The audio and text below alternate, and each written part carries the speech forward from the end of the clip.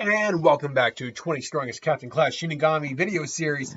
We are on Shinigami, or number 12, the 12th strongest Shinigami, Captain Class Shinigami, in my opinion, is Soifon.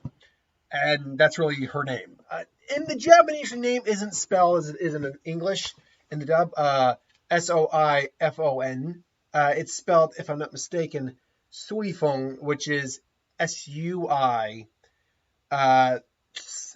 dash, or hyphen, I think it is, Fung, if I'm not mistaken. Give on a second. I'm checking right now, getting Soifon's. Okay, yeah, Soifon. What is Soifon's? Oh yeah, Suifeng. That's how it's spelled, with a little hyphen in there. So I'm guessing, I believe, if I'm not mistaken, Fong is actually her family name, and her just first name is Sui. So take that for what it's worth. But yes, I fully believe that Soifon is the 12th strongest Captain Class Shinigami in the series of Bleach. That we have all the actual abilities overall for. So why do I think that? Well, she does come with quite a few abilities. She's among the fastest of the Shinigami, Captain Class Shinigami. She is fast enough to create after images. Speed and her physical capabilities seem to be her bread and butter. She's a master hand-to-hand fighter, given the fact she's kind of the ninja of the 13 Court Guard squad. Her Kido abilities aren't bad. Her ability to use Shunko is quite impressive as well, able to use that to overwhelm quite a few foes. And then, of course, you have to talk about her Shikai and Bankai. Shikai being Suzume Bachi, where it turns into this gauntlet stinger type of thing. Technically speaking, it's still a sword. It's still like she can still battle with this. It's just unfortunately not a weapon that's really good for one-on-one sword combat. Like going toe-to-toe with another blade isn't really wise with this weapon. What it is, though, is that Suzume Bachi is a two-step kill. Whenever she strikes with her blade, with the tip of that stinger, gets what is known as a homunca on there, a mark. And if she stabs that mark in the exact same place it got stabbed prior, then the individual dies. In fact, the way it dies is they basically get what's the best way to put it? Because we only ever saw it work once. Is that they kind of just get erased from existence. That's kind of how that works. In keeping with that, her Bankai, Jakurai Koben, is a giant tactical nuke, pretty much. It's an air-to-surface missile is what it is. It's a one-step kill. The only problem is you can't use this Bankai in succession without getting tired. With the 10-year time skip at the end of the series, that might have changed. But you can't use it in multiple succession without getting tired. That being said, has a very large explosive radius. We just really never see how powerful it is because the individual she only ever really used it against was Barigon, and he survived twice. First time he just destroyed the missile before it hit him. Second time he actually survived being in the epicenter of the missile itself. He got damaged, but he still survived being in the the blast zone of it. And then against KG9 or KGB9, the Exterminator K. And again, he was damaged, but it didn't kill him. So how strong this is, we actually just don't know. It's never actually killed anyone. So ultimately then, how did I stack her up against everyone else? Well, unfortunately, like most of these individuals, how she fared against Yama and Ichibei, she doesn't hold very well. The problem here against Yama is that her abilities are all close range abilities. Anything Kido she knows, he knows better. He's probably as fast, if not faster. He's clearly physically stronger than her. The only thing she might have an edge on is hand-to-hand combat, and that's just because that's literally what she specializes in. But he's got enough experience that it wouldn't really matter, I suppose. And again, the issue of getting close to him. Her Shikai is a close-range Shikai. She needs to be able to touch him in order for it to work. The problem there is the fact that Ryujin Jikai and his own spiritual pressure alone are enough to keep her at bay. Plus, just like as I just said, Shinigami battles are a battle of Ryatsu, or a battle of spiritual pressure. He just had to overwhelm her spiritual pressure, and Suzume Bachi's two-step kill didn't do anything. He overwhelmed the Zanpakuto's ability with his own spiritual pressure. And then obviously Bankai, it's not going to matter. Honestly, she's really outmatched against Yamamoto. Because even if she goes Bankai to try to take him out, he can just obliterate the missile before it gets close with either Kido or just this Shikai alone. Ichibei is a similar problem, is that his experience alone makes him far too dangerous to get into close range combat with, which is unfortunately what she would do. He's got enough Kido knowledge, particularly of unique and unknown Kido we never saw before, like creating the giant limbs, the dragon that blew Yuak away. He'd be very difficult for Soifon to really deal with. Again, Ichimonji, because it cuts names in half and it basically can take names away, which means it takes the power away from whatever it's cutting in half, or it's or what it's getting ink on. She's in a world of trouble because she's at least this faster. He's probably even faster because as we saw with, I don't remember the guy who developed the hot springs, the other member of the Zero Dimension. He was faster than her. It's very clear that Ichimonji is almost certainly faster than Soifon. Ultimately, she is in a very bad state against Ichimonji and Ichibei respectively. Just because I doubt she could take Yua on, and she could probably try to take Yua on, but look, if Kenpachi couldn't beat him, if Yamamoto couldn't beat him, I doubt she has the power to beat him. So yeah, on that regard, Ichibei would take the win, just because experience, versatility. Even if by some miracle she does kill him, manage to get lucky and beat him, he could actually just resurrect as long as the other members are alive. So yeah, that's she just can't handle those guys. Against Gin and against Rose. Now against Gin, she does not fare very well. In fact, we went over this in the last video when we talked about Gin, is that Gin's is a very tricky individual.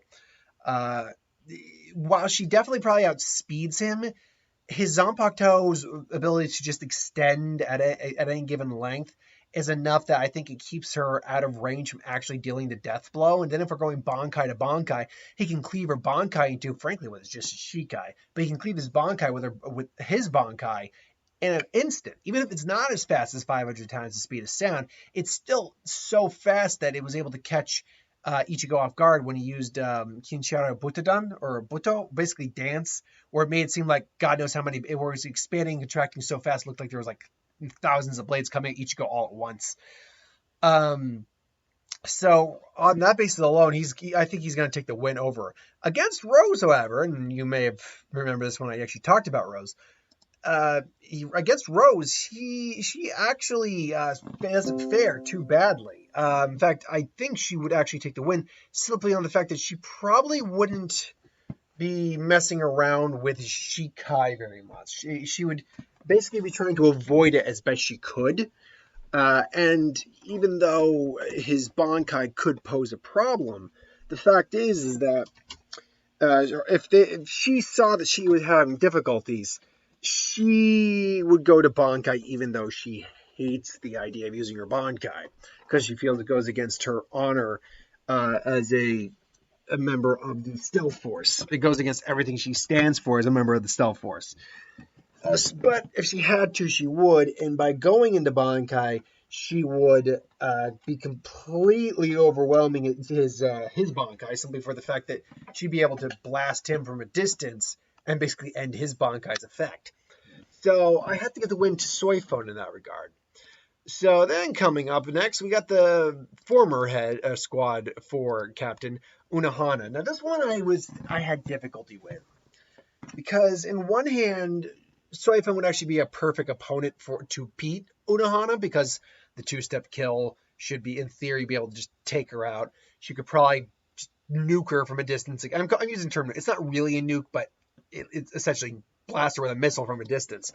The problem here is that Unohana is obviously is one of the oldest captains and most experienced captains, one of the strongest captains. She's, trust me, she's on here. But she's also she's also the first Kenpachi.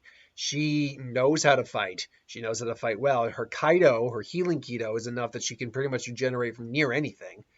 Her Bankai seems to basically play off her Shikai's ability of using acid, except instead of healing, it's clearly using it for offensive purposes, enough that it seemed to be able to just uh, melt her and Kenpachi down to the bone. Um, and then, of course, add on to her vast experience, she probably is fast enough to keep up with the likes of Soifon. Uh, she's not above or not below using underhanded techniques to take out her opponents. So using knives or whatever, she has no problem doing that. Um, so she very clearly would be able to keep up and probably overwhelm Soifon, if nothing else, with sheer power and menace. And then if you factor her Bankai in being acid, if Soifon is still in Shikai, she's done. She's done because she can't get close. It's kind of a Baragon situation where the minute it hits, she's going to start just melting away. The question then becomes: is Unohana's Bankai, also oddly enough named Minazuki, capable of taking out Soifon's Bankai? Because it's not made clear whether works on inorganic things. Because like Kenpachi's sword didn't melt, her sword itself doesn't melt, even though this is where the acid's coming from. My guess is it probably doesn't work on inorganic things. It works probably only on flesh. So in that regard, Unohana don't think would be able to belt her Bankai, but she'd probably close the distance before that even happened, or just avoid the damn Bankai altogether, and then end Soifon. So Unohana, for me, took the win there. Another opponent that she unfortunately does not fare well against is Shinji. Just because Sakanade is a very unique Zanpakuto, inverting your senses, your sense of direction, sight, all that stuff. It's something that you need an experienced mind or a real experienced instinct to kind of counter. And I don't think Soifon has it. Soifon is such a well-trained fighter that she's had all these forms ingrained into her that I don't think she'd be able to really handle it. She wouldn't be able to handle someone like Shinji. Shinji's Shikai would really screw her up. So I have to go with Shinji on that one. Likewise, she also does not stand a chance against Byakuya. Byakuya is just almost, if not faster than she is. But he's also far more well-rounded. Even though she's probably better at hand-to-hand combat, he's far more skilled swordsman, far more masterful in Kido. His Zanpakuto has far more versatility. His Zanpakuto alone could just block her Shikai whenever she tries to attack it like a shield of petals and then just overwhelm her. She could basically just, was it Bakudo 69 or something like that? Or 65, Ryojukoro? Yeah, that 5-star, like, trap you kind of effect and then just take her out. Yeah, she's unfortunately, and then again, his Bankai could easily just cut up her Bankai, and that's all she wrote on that. Renji, we're not going to even bother going over because at this point we've gone over all the individuals that Renji actually beat. So there's no real point in talking about it. Yeah, she completely beats Renji in a fight simply by the fact that he doesn't have any way of really beating her except with Zaka Tempo, and even then he'd have to get close enough for that to actually work. And I doubt that she's getting close enough to Soifon to allow that to work without her killing him first. So yeah, Renji, there's no real way Renji is able to win, but we already went over that with Renji. Sajin. Now, oddly enough, this fight did take place in the filler, the Reigai arc. But there's things we have to take into consideration. A, it's a filler arc, so it's not canon. It's probably a fairly realistic portrayal of how the fight would go down, with the exception that the Reigai's personality isn't the same as Soifon's personality. Soifon has a lot more, is an actual, prideful fighter, and therefore would be more likely to put Komamura down than the Reigai was. Well, it wouldn't give him the chance to really activate his Bankai if he could help it, or if she could help it. She clearly has enough speed to keep up with him, if not outpace him. Her Shikai alone eventually could get a kill. He's physically stronger there, though. His Bankai is a physical powerhouse type, which it's clear that's not something she's capable of handling too well. And if it was Bankai to Bankai, she's going to win simply on the grounds that it's that his Bankai is tied so closely to him that any damage they both experience is the other's going to experience as well. So yeah, and that's not even to say whether or not her Shikai could work on the giant. So yeah, no, Sajin unfortunately is another example of why it's the Worf effect with him. So she got a win on Sajin. She sadly does not even come close to getting a win on Shunsui. Shunsui there's a reason Shunsui became the next head captain. Spoilers if you actually haven't watched the series. Then why are you even watching this? Shunsui is at least close to her level of speed. He's just far more experienced. He's a more skilled swordsman, being ambidextrous with two different swords, one even shorter, one even longer, Wakizashi and Katana, respectively. His Zanpakuto has far more versatility that would be a problem for her. He probably has more spiritual pressure than she does, also. And then his Bankai would be a nightmare for her. Because if she tries to kill him, the damage isn't going to work. She's going to get damage inflicted on her. That might even include the Homunka. So figure that out for a second. Then she gets hit with the disease portion of his Bankai. Then the Dangai Abyss. And then finally the thread-cutting wire, which basically slices your throat and causes you to blow up. Not to mention that he is a Kido master as well and a cunning strategist. Yeah, she just is not capable of beating him. Then you get into Hitsugaya. Now, Hitsugaya is a weird one for me. I'm trying to actually remember if Hitsugaya won his fight against her. And if I remember correctly, yes, he did win against her. And the reason he won against her, I think, sorry, I'm making sure I've got this right. No, he lost his fight against her. The reason he lost his fight against her is yes, his Shikai allows him to regenerate from damage. Problem is her Shikai is designed for poison, not in the same way that Gin's Bankai Kamishino no Yari is, where his basically is a poison that dissolves your cells. That's something that you could theoretically continually heal from as it's dissolving you. That's why that scenario played differently for Gin. Hers is just two-step and you're gone. So, unfortunately, her Shikai works a lot, is not a great counter. His Shikai is not a great counter for her Shikai. And then Bankai to Bankai, yeah, he could survive it. But the question is, could the Bankai itself survive it? Because the Bankai, Bankais have limits too. Like, all these swords are actual living individuals in their own way. So they have their own limitations built in. Could that Bankai survive that power, that explosion? I don't know if it could. And even if it could Hitsugaya survive that much pain and not deactivate his Bankai? I don't think he could. So Soifon got a win on him. And then you have the other captain, the two former and one current captain of the 9th Division, in Kensei and in Tozen. Now, against Tozen, I'm on record saying that I actually think she loses against Tozen, because she would not be able to counter Enma Karogi very well. She just doesn't. She again could blow up the space, but without understanding that she's in a confined space, that would A, be problematic, and B, not be a smart move at all. So that would just give Tozen the win there. Against Kensei, and again, I've gone over this with their videos already. Against Kensei, yes, I do think she wins, because yes, he's physically more powerful than her, but his abilities just aren't tailored, especially in Bankai, where he is a melee fighter at that point. And at that point, she has the edge so long as she doesn't get hit by him, which wouldn't be that hard. It's pretty much her specialty. And worst case scenario, she activates Shungo to even the playing field. At that point, he cannot keep up with her. So I would definitely go with Soifon over Kensei, if those are the options you give me. Against now we're getting down to the wire here now. Where did he go? Oh, there he is.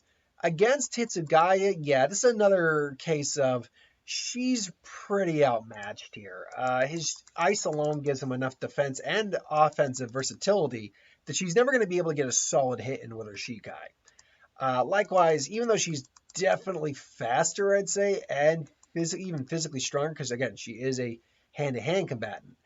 I don't see her, I don't see him being able to, don't see her being able to really get through a lot of that elemental attack, the ice attacks, just due to the fact that, yeah, she's faster and technically a better fighter, but it doesn't really matter if you can't get through the freaking ice. Add on to the fact that he's got so many abilities that could just counteract both her Bankai and her Shikai, quite frankly, that it's really not a fair comparison, in my opinion, for these two. And then if the fight drags out to the point where he goes into his adult form and can freeze all matter within 4 seconds, then she's screwed. She's just done. So yeah, Hitsugaya totally takes that fight. Another individual who totally takes that fight, by the way, we all know Ikaku wins, or Ikaku loses to Soifon. Didn't even bother bringing him up because he lost to everyone except Tozen. Is Kenpachi. Yeah, she does not win against Kenpachi. I do not believe that for a second. For one, Kenpachi's reflexes are enough that he should be able to catch her even when she's blitzing him. Even on the off chance that she hits him, I do believe his Ryatsu is similar to like Aizen in the sense that, yeah, it's not going to work because his Ryatsu is overpowering her Ryatsu. So that's out of the question. And then it's just a matter of, okay, she's just going to fire her Bankai. It's like, yeah, sorry. He survived many similar explosions, the vacuum of space, being electrocuted. Yeah, Kenpachi is he's too beast. He's got too much durability, Ryatsu, and sheer power that I don't think she could even take him, even if they're both holding back as far as they could. Maiori is another individual who don't think she fares very well against. Now, I don't think she'd be able to kill him because the minute he decides to turn into liquid, he's safe from the homunca. But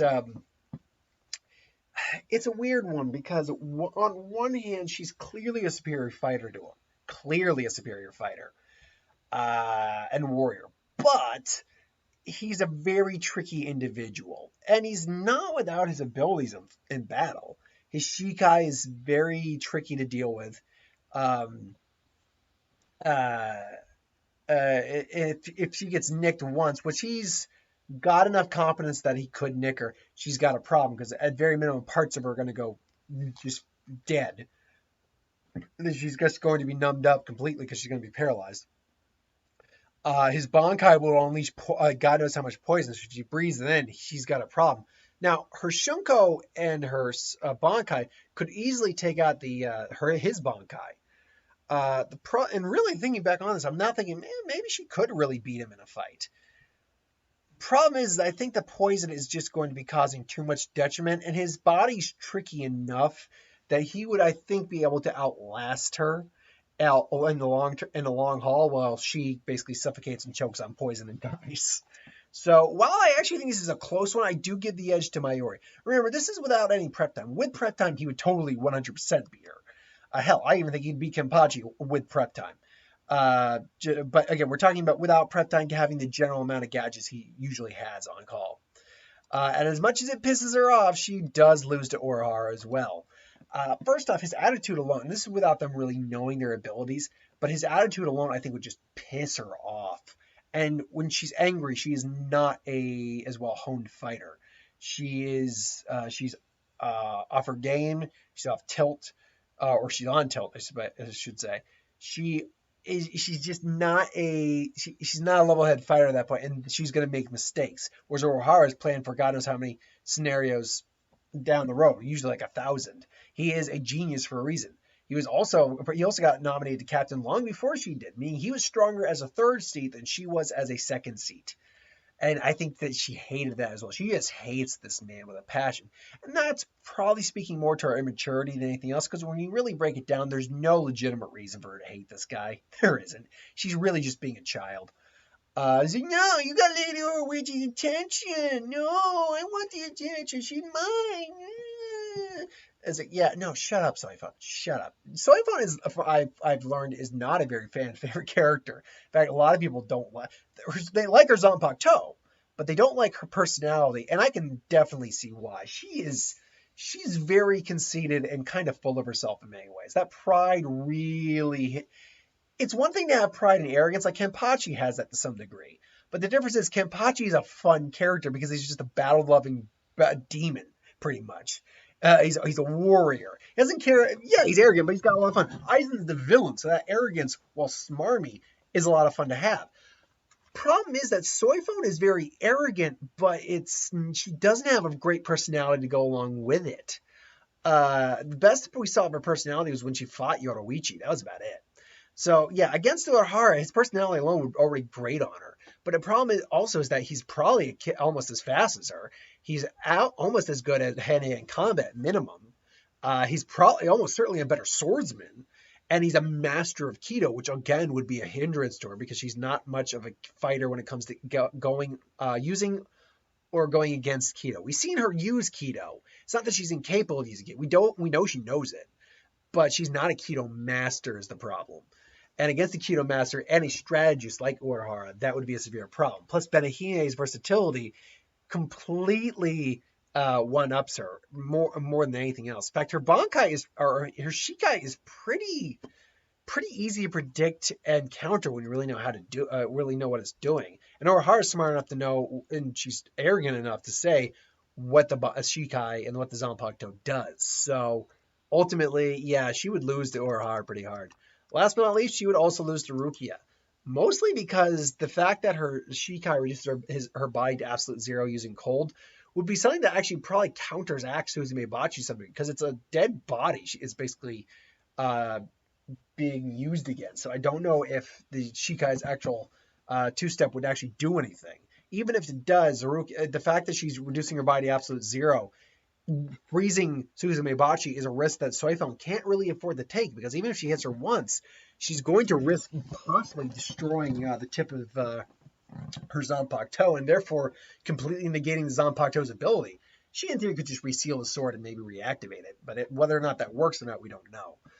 And then if she tries Bankai, Rukia would counter with her own Bankai, completely flash freezing the missile and Soifon herself, and there's the game. Rukia is a far more versed Kido user than Soifon, so she's got that under her belt as well. The only thing she really lacks, as opposed to Soifon, is speed. Soifon's definitely the faster. Soifon's also better at hand-to-hand combat, and Soifon has had more years of experience. Otherwise, I do give Rukia the overall win because her Zanpakuto is actually really powerful. So ultimately, though, that's my thoughts on Soifon, the 12th strongest Captain Class Shinigami, in my opinion. Thank you for watching. I hope you enjoyed. Like, comment, share, subscribe. As always, if you want us to review something, put in the comments below. Let us know. We'll do a review of it at some point. And ideas for who would win, Star Wars, Superman, Magic, what if, anything to do on the channel, put that in the comments below. Let me know. I'll get to that at some point. Hit that bell if you want notifications. I'll see you next time, folks. Peace.